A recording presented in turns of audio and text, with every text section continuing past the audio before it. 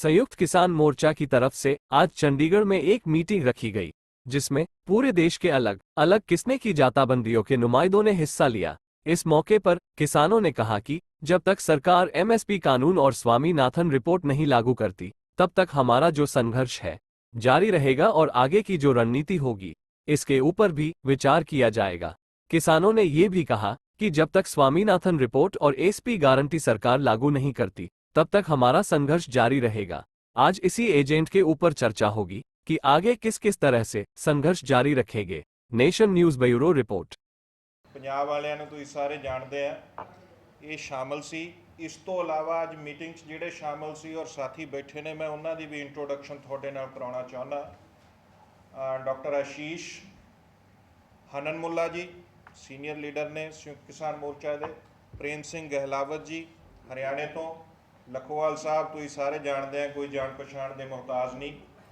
परशोत्तम जी मेरे नाल बैठे ने, परशोत्तम शर्मा जी, अशोक धावले जी महाराष्ट्र तो, मुकेश चंद्र जी पंजाब दे ही ने, तुसीं जानते हैं राज्य संगठन तो, डॉक्टर सतनाम अजनाला जी, जंगवीर चौहान जी, मनजीत धनेर जी और कृष्णा प्रसाद जी, ये केरला तो ने।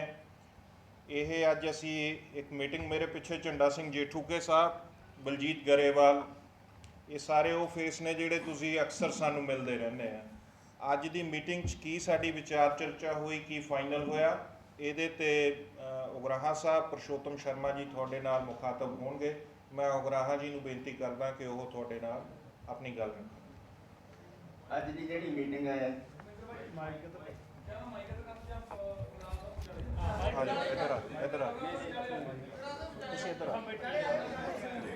मैं आ गए हाँ, तेरी गल मान ली बराबर।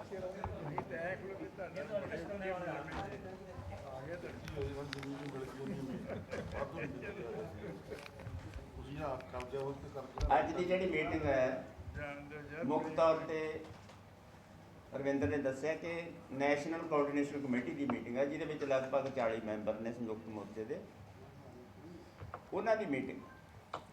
ये मीटिंग के डिसीजन ने जिहड़े वो ऑल इंडिया संयुक्त मोर्चे की कमेटी च रखे जाते हैं, उन्होंने फिर फाइनल किया जाता है।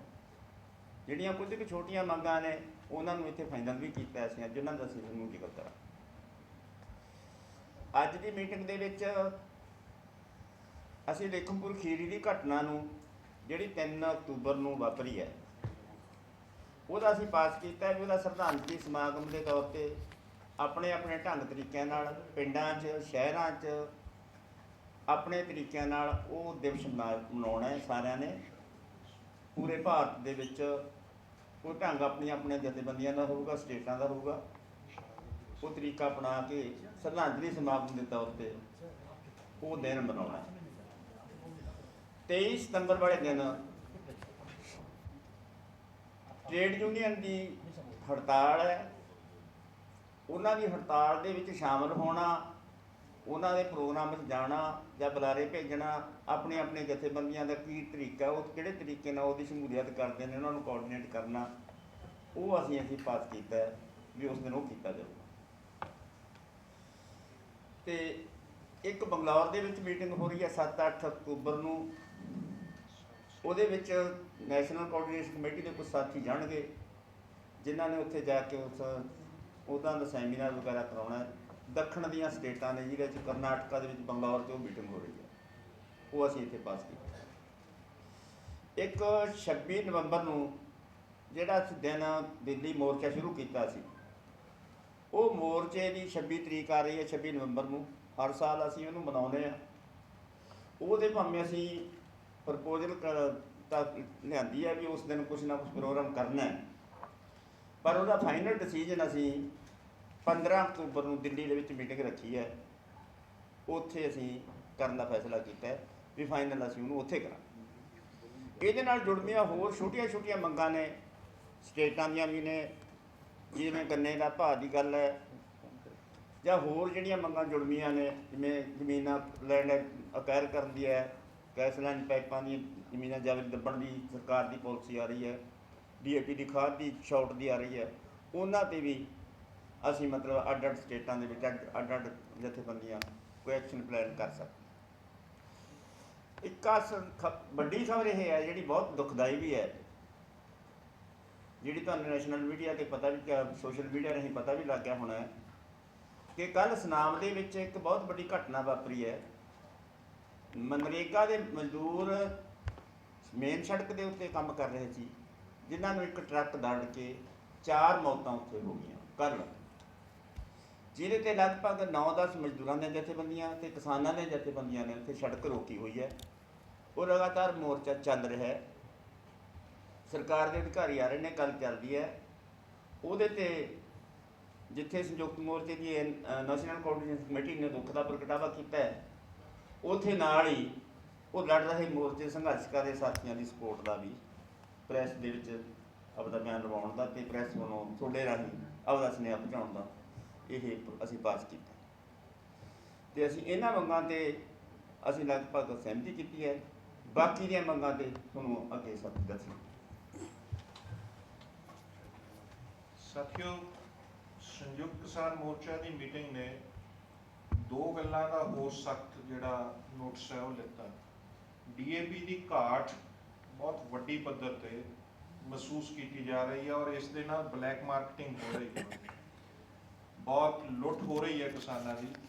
ਅੱਜ ਕੋਆਰਡੀਨੇਸ਼ਨ ਕਮੇਟੀ ਦੀ ਮੀਟਿੰਗ ਨੇ ਇਸ ਮਾਮਲੇ ਤੇ ਸੈਂਟਰਲ ਗਵਰਨਮੈਂਟ ਨੂੰ ਔਰ ਸੂਬਿਆਂ ਦੀਆਂ ਸਰਕਾਰਾਂ ਨੂੰ, ਖਾਸ ਕਰਕੇ ਪੰਜਾਬ ਦੀ ਸਰਕਾਰ ਨੂੰ, ਇਹ ਕਿਹਾ ਕਿ ਇਹਦਾ ਪ੍ਰੋਪਰ ਅਰੇਂਜਮੈਂਟ ਹੈ ਜਿਹੜਾ ਉਹ ਕੀਤਾ ਜਾਵੇ, ਨਹੀਂ ਤਾਂ ਇਸ ਦਾ ਜਿਹੜਾ ਕਿਸਾਨਾਂ ਦੇ ਰੋਹ ਦਾ ਫਿਰ ਉਹਨਾਂ ਨੂੰ ਸਾਹਮਣਾ ਹੈ ਜਿਹੜਾ ਉਹ ਕਰਨਾ ਪਊਗਾ। ਨਾਲੋਂ ਨਾਲ ਦੂਸਰਾ ਸਵਾਲ ਹੈ ਕਿ ਸਾਡੀ ਫਸਲ ਮੰਡੀਆਂ 'ਚ ਆਉਣ ਨੂੰ ਤਿਆਰ ਹੈ, ਸਪੇਸ ਨਹੀਂ ਹੈ, ਲਿਫਟਿੰਗ ਕਰਕੇ ਜਾਂ ਕੁਝ ਹੋਰ ਗੱਲਾਂ ਕਰਕੇ ਸਪੇਸ ਨਹੀਂ ਹੈ। ਜੇ ਸ਼ੈਲਰਾਂ ਤੇ ਜਾਂ ਇਸ ਸਾਰੇ ਮਾਮਲਿਆਂ 'ਚ ਗੋਦਾਮਾਂ 'ਚੋਂ ਇਹ ਲਿਫਟਿੰਗ ਨਾ ਹੋਈ ਔਰ ਸਪੇਸ ਨਾ ਬਣਾਈ ਗਈ ਔਰ ਕਿਸਾਨਾਂ ਦੀ ਫਸਲ ਜੇਕਰ ਮੰਡੀਆਂ 'ਚ ਰੁਲੀ ਤਾਂ ਕਿਸਾਨਾਂ ਦੇ ਸਖਤ ਰੋਹ ਦਾ ਸਾਹਮਣਾ ਕਰਨ ਲਈ ਪੰਜਾਬ ਸਰਕਾਰ ਤਿਆਰ ਰਹੇ। ਅੱਜ ਇਸ ਗੱਲ ਦੇ ਉੱਪਰ ਵੀ ਇਹਦੇ ਚਰਚਾ ਹੋਈ ਹੈ। ਇਸ ਤੋਂ ਇਲਾਵਾ ਹੋਰ ਕਿਹੜੇ ਰੈਜ਼ੋਲੂਸ਼ਨ ਪਾਸ ਕੀਤੇ ਨੇ, मैं पुरुषोत्तम शर्मा जी ਨੂੰ ਬੇਨਤੀ ਕਰੂੰਗਾ कि वो इस गल ਨੂੰ उठाउण। मित्रों, एक तो आप जानते हैं कि हरियाणा में अभी विधानसभा का चुनाव चल रहा है और इस विधानसभा चुनाव में SKM ने भारतीय जनता पार्टी की खिलाफत करने, भारतीय जनता पार्टी को सबक सिखाने और उसको सज़ा देने के लिए एक बड़ा कैंपेन इन चुनावों में चलाने के लिए फ़ैसला लिया है। ये जो फ़ैसला है ये इसलिए भी है कि आप जानते हैं कि जब भी किसान केंद्र से अपनी लड़ाई लड़ने के लिए मोर्चा दिल्ली लगाने के लिए तैयार होते हैं तो पिछले 5 साल 10 साल में हमने देखा है कि हरियाणा में भारतीय जनता पार्टी की सरकारें हमारे लिए बहुत बड़ा रोड़ा बनी हैं और उसने जो है इससे आगे जत्थेबंदियों को बढ़ने से रोकने में पूरी ताकत लगाई है। तो इसलिए अभी हरियाणा में हम कोशिश हमारी ये रहेगी कि हरियाणा की जनता, हरियाणा के किसान भारतीय जनता पार्टी को सज़ा दें, उसके किए कि जो किसान विरोधी कदम उसके रहे हैं उसको इस चुनाव में सज़ा मिले और किसानों की इसमें जीत हो। दूसरा जो है वो अभी पटियाला से एक पत्रकार मित्र जो हैं सरकार की आलोचना करने पर गिरफ्तार किए गए हैं, मलविंदर सिंह। तो SKM ने उनकी गिरफ्तारी की निंदा की है और सरकार से हम मांग करते हैं कि तत्काल उनको रिहा किया जाए और अभिव्यक्ति की आज़ादी पर इस तरीके के हमले जो हैं वो कतई बर्दाश्त नहीं होंगे और जो भी सरकार की आलोचनाएं करते हैं उनके खिलाफ़ इस तरीके के एक्शनों की जो है SKM निंदा करता है और मलविंदर सिंह जी को जो है तत्काल रिहा करने की हम लोग जो है डिमांड करते हैं। आप सब जानते हैं कि अभी सोयाबीन की फसल भी पूरे देश भर में बाज़ार में आई है और 4800 रुपया न्यूनतम समर्थन मूल्य सोयाबीन का तय है, लेकिन किसान को 3500 रुपया मुश्किल से जो है बाज़ार में उसका अभी मिल रहा है। तो पूरे देश में किसान, खास करके मध्य प्रदेश के अंदर, राजस्थान के अंदर, इस तरीके के राज्यों में सोयाबीन की, महाराष्ट्र में सोयाबीन की फसल जो है बाज़ार में आ गई है और किसानों की बड़ी लूट उसमें हो रही है। किसान इसके लिए आवाज़ उठा रहे हैं। जो न्यूनतम समर्थन मूल्य है वो लागत से भी बहुत कम है, लेकिन बावजूद इसके वो न्यूनतम समर्थन मूल्य भी जो है किसानों को नहीं मिल रहा है। तो हम सरकारों से, राज्य सरकारों से भी और केंद्र सरकार से भी मांग करते हैं कि वो तत्काल जो है जो सोयाबीन के जो किसान हैं उनकी फसलों की जो है न्यूनतम समर्थन मूल्य पर खरीद की गारंटी हर जगह करे। सरकार की जो कृषि जिन्स के लिए एक्सपोर्ट की जो पॉलिसी है, ये पॉलिसी हमेशा किसानों के ऊपर एक बड़े हमले के रूप में आती है। हम लोगों ने देखा कि पिछले दौर में प्याज और बासमती के लिए सरकार ने जो है निर्यात के लिए जो है एक न्यूनतम सपोर्ट मूल्य की घोषणा कर दी, जिसके चलते किसान जो है उनकी फसलों को सस्ते में लूटा गया। तो ये जो बासमती के सवाल को लेकर के बड़ी आवाज़ उठी और इसको बदलने की भी बात हुई। तो खैर बासमती के बाज़ार में आने से पहले सरकार को अपनी वो नीति बदलनी पड़ी है। न्यूनतम एक्सपोर्ट का जो न्यूनतम समर्थन मूल्य है उसको हटाना पड़ा है। उससे क्या हुआ है कि कीमतें किसानों को बढ़ के मिल रही हैं। लेकिन प्याज का किसान ऑलरेडी जो है महाराष्ट्र में, खास करके मध्य प्रदेश में, 2 राज्य हमारे बड़े प्याज उत्पादक राज्य हैं। इन दोनों राज्यों का किसान जो है पूरी तरीके से सरकार की इस पॉलिसी के जरिए लूटा गया है, तबाह हुआ है। और हम डिमांड करते हैं दोनों राज्य सरकारों से भी, केंद्र सरकार से भी, कि वो प्याज किसानों को ये जो भारी नुकसान हुआ है महाराष्ट्र और मध्य प्रदेश में खास करके और बाकी देश में भी, तो उनकी क्षतिपूर्ति जो है सरकार करे और उनको जो है क्षतिपूर्ति का जो है मुआवजा दे। गन्ने का भाव पूरे देश भर में जो है बहुत किसान जो है पीड़ित है। गन्ने के भाव जो है बढ़ नहीं रहे हैं और लागत लगातार बढ़ रही है, आप सब जानते हैं। तो हमारी डिमांड है कि सरकारें जो है न्यूनतम जो डिमांड है वो 450 रुपया प्रति क्विंटल जो है किसानों का जो है गन्ने का भाव किया जाए। ये हम लोगों की मुख्य मांगें हैं। और उसके अलावा अभी उग्रहा जी ने बता ही दिया है कि जो सुनाम में मजदूर जो कुचल करके मारे गए हैं उस पूरे मूवमेंट को हम लोगों का समर्थन है। तो यही हम लोगों की मुख्य बातें हैं। 23 वाला आपने बता दिया, बाकी सुनील जी कहना चाहते हैं कुछ? 23 वाला बता दिया था। मध्य प्रदेश में इस समय सोयाबीन, मक्का, धान और कपास को लेकर के बड़ा जन आंदोलन, किसान आंदोलन खड़ा हुआ है। संयुक्त किसान मोर्चे ने जो भी किसान संगठन इस आंदोलन में शामिल हैं उसका समर्थन कर रहे हैं।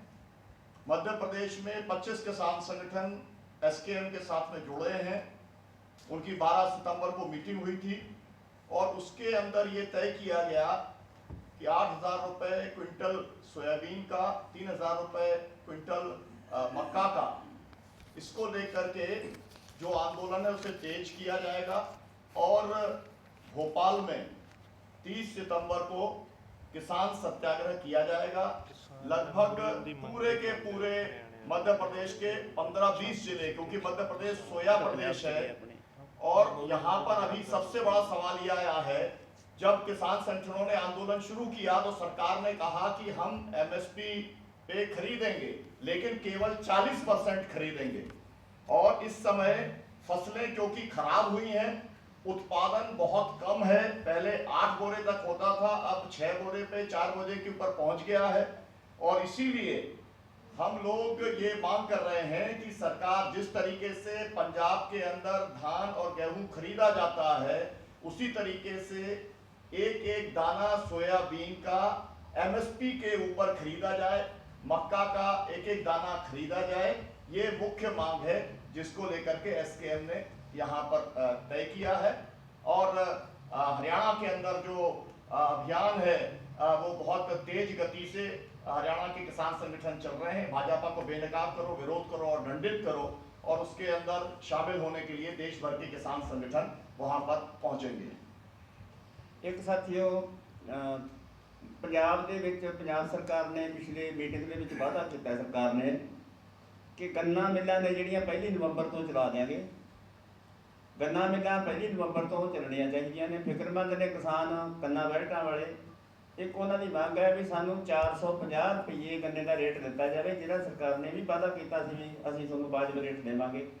ਅਜੇ ਤੱਕ ਮਤਲਬ ਉਹ ਸਰਕਾਰ ਨੇ ਫਾਈਨਲ ਨਹੀਂ ਕੀਤਾ।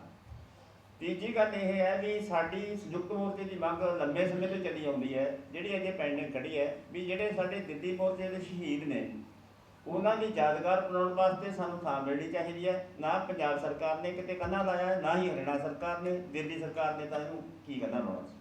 ਉਹ ਸਾਡੀ ਮੰਗ ਅਜੇ ਵੀ ਸਟੈਂਡ ਕਰਦੀ ਹੈ। ਅਸੀਂ ਮੰਗ ਕਰਦੇ ਹਾਂ ਵੀ ਸਾਡੇ ਮੋਰਚੇ ਦੇ ਸ਼ਹੀਦ ਨੇ ਜਿਹੜੇ, ਉਹਨਾਂ ਦੀ ਯਾਦਗਾਰ ਵਾਸਤੇ ਥਾਂ ਦਿੱਤੀ ਜਾਵੇ। ਜਿਹੜੇ ਸਾਡੇ ਕੰਪਨਸੇਸ਼ਨ ਰਹਿੰਦੀ ਹੈ, ਮਤਲਬ ਉਹ ਸ਼ਹੀਦਾਂ ਦੀ ਜਾਂ ਉਹਨਾਂ ਨੂੰ ਨੌਕਰੀਆਂ ਨਹੀਂ ਮਿਲੀਆਂ, ਉਹ ਰਹਿਣ ਵਾਲਿਆਂ ਨੂੰ ਕੰਪਨਸੇਸ਼ਨ ਵੀ ਮਿਲੇ ਤੇ ਉਹਨਾਂ ਨੂੰ ਮੁਆਵਜ਼ੇ ਵੀ ਮਿਲਣ ਉਹਨਾਂ ਦੇ ਪਰਿਵਾਰਾਂ ਨੂੰ। ਧੰਨਵਾਦ। ਠੀਕ ਹੈ। ਜਿਹੜਾ ਖੇਤੀ ਨੀਤੀ ਨੂੰ ਲੈ ਕੇ ਤੁਹਾਡੀ ਪਿਛਲੇ ਤੁਸੀਂ ਚੰਡੀਗੜ੍ਹ ਵੀ ਆਏ, ਸਰਕਾਰ ਨਾਲ ਗੱਲਬਾਤ ਵੀ ਹੋਈ ਹੈ, ਖਰੜਾ ਜਿਹੜਾ ਹੈਗਾ ਦਿੱਤਾ ਗਿਆ? ਉਹ ਸਰ ਰਾਤ ਆਇਆ ਖਰੜਾ, ਉਹ 200 ਲਗਭਗ ਪੰਨੇ ਦਾ ਖਰੜਾ ਹੈ। ਉਹ ਅਸੀਂ ਅਜੇ ਪੜ੍ਹਿਆ ਨਹੀਂ ਉਹਦੇ ਬਾਰੇ ਕੀ ਹੈ, ਕਿਉਂਕਿ ਸਮਾਂ ਨਹੀਂ ਲੱਗਿਆ। ਉਹਦੇ ਬਾਰੇ ਪੜ੍ਹ ਕੇ ਉਹ ਤੁਹਾਡੇ ਨਾਲ ਫੇਰ ਸਾਂਝੀ ਕਰਾਂਗੇ, ਅੱਡ ਕਰ ਲਾਂਗੇ। ਇੱਕ ਗੱਲ ਅਸੀਂ ਕਹਿਣਾ ਚਾਹੁੰਦੇ ਆ ਕਿ ਪੰਜਾਬ ਦੀ ਖੇਤੀ ਨੀਤੀ ਹੈ ਔਰ ਪੰਜਾਬ 'ਚ ਪੰਜਾਬੀ ਮਾਂ ਭਾਸ਼ਾ ਆ। ਅੰਗਰੇਜ਼ੀ 'ਚ ਡਰਾਫਟ ਪੰਜਾਬ ਗਵਰਨਮੈਂਟ ਨੇ ਜਾਰੀ ਕੀਤਾ ਔਰ ਪੰਜਾਬ ਦੇ ਕਿਸਾਨਾਂ ਤੋਂ ਰਾਏ ਮੰਗੀ ਹੈ। ਸਾਡੀ ਮਾਂ ਬੋਲੀ 'ਚ ਡਰਾਫਟ ਜਾਰੀ ਕਰਨਾ ਚਾਹੀਦਾ ਸੀ ਤਾਂ ਜੋ ਸਾਰੇ ਲੋਕਾਂ ਨੂੰ ਸਮਝ ਆ ਸਕਦਾ। ਦੂਜੀ ਉਹਦੀ ਗੱਲ ਇਹ ਹੈ ਵੀ ਉਹਨਾਂ ਨੇ ਜਿਹੜਾ ਇਹ ਡਰਾਫਟ ਭੇਜਿਆ, ਉਹ ਆਪਣਾ ਪਰਸਨਲ ਦੇ ਕੇ ਭੇਜਣਾ ਸੀ। ਉਹਨਾਂ ਨੇ ਈਮੇਲ ਰਾਹੀਂ ਇਹ ਡਰਾਫਟ ਭੇਜਿਆ। ਉਹ ਕਿਸੇ ਨੂੰ ਹਾਸਲ ਹੋਊਗਾ, ਕਿਸੇ ਨੇ ਦੇਖ ਲਿਆ, ਕਿਸੇ ਨੇ ਕੱਢ ਲਿਆ, ਕਿਸੇ ਨੇ ਨਹੀਂ ਕੱਢਿਆ। ਪਰ ਇਹ ਸਰਕਾਰ ਨੂੰ, ਜਦੋਂ ਸਰਕਾਰ ਦਾ ਵਾਅਦਾ ਸੀ ਵੀ ਅਸੀਂ ਸਾਰੀਆਂ ਜਥੇਬੰਦੀਆਂ ਨੂੰ ਉਹ ਡਰਾਫਟ ਵੀ ਭੇਜਾਂਗੇ ਤੇ ਸਾਰੀਆਂ ਜਥੇਬੰਦੀਆਂ ਦੇ ਕੋਲ ਪਰਸਨਲ ਜਾਵਾਂਗੇ ਤੇ ਉਸ ਤੋਂ ਬਾਅਦ ਸੱਦਾਂਗੇ ਤੇ ਮੀਟਿੰਗ ਦੇ ਵਿੱਚ ਨਾ ਮੀਟਿੰਗ ਲਾਵਾਂਗੇ। ਉਹ ਕੀ ਕਰਦੇ ਨੇ ਅਜੇ ਨਹੀਂ ਪਤਾ। ਉਹ ਅਸੀਂ ਡਰਾਫਟ ਪੜ੍ਹਨਾ, ਉਹਦੇ ਬਾਅਦ ਸੋਚਦੇ ਹਾਂ ਕਿ ਕੀ ਹੋਣਾ। ਬਾਕੀ ਜਥੇਬੰਦੀਆਂ ਕੋਲ ਵੀ ਆਇਆ ਹੋਇਆ, ਉਹਨਾਂ ਨੇ ਵੀ ਸਾਰਿਆਂ ਨੇ ਪੜ੍ਹਨਾ। ਧੰਨਵਾਦ।